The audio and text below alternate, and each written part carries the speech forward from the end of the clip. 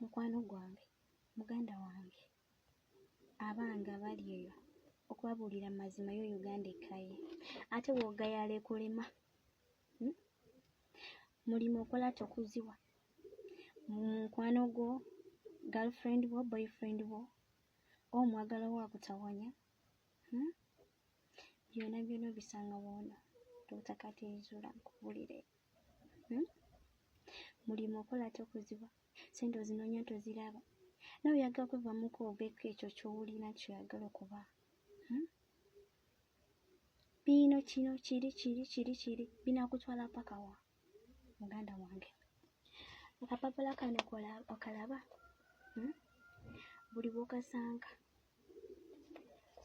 kaklikingeko zinoonye, ofune omukisa n'obisinkana, kwata zino namba oklikinge odayolinge okubirani Dr. Kateizula bizibu bye biba biwedde mpulire asangibwa Engejje Bukkunja.